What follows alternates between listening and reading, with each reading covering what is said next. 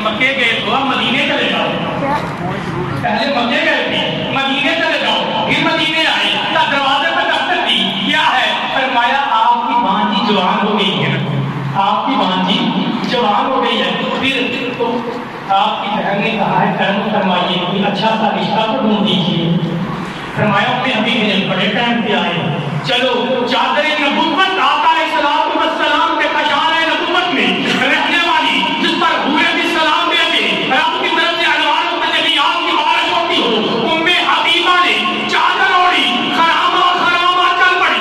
اب مدینے کی گلی ہے, میرے آقا علیہ السلام کی زوجہ محترمہ ام المؤمنین حضرت ام حبیبہ چلتی ہے, دروازے میں آگے دستک دیتی ہے. دروازہ کون سا ہے؟ وہ دروازہ جس پہ ملائکہ بھی درود بھیجتے ہیں, وہ دروازہ جس پہ امام الانبیاء نماز فجر کے وقت آتے قرآن کی تلاوت کرتے ہیں. کہیں کما یرید اللہ ليذهب عنکم الرجس اہل البیت ویطہرکم تطہیرا.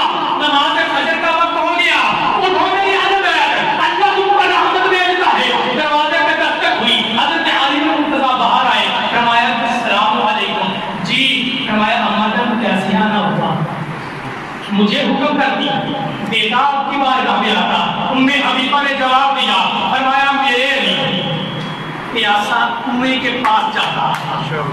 بولیے پیاسا کنویں کے پاس چلتا جاتا ہے. میری ہے بانجی, وہ ہو گئی ہے جوان, علی تیری جوڑی جوان, میری بانجی جوان ہے, علی تیری جوڑی جوان ہے, دونوں ایک دے دے. میرے علی مرتضیٰ نے فرمایا نام کی رکھیا ہے, نام کی رکھیا ہے, نام سویا تسا ہی رکھیا ہے, پاک نبی نے نام رکھا. فرمایا نام کیا؟ ام لیلا.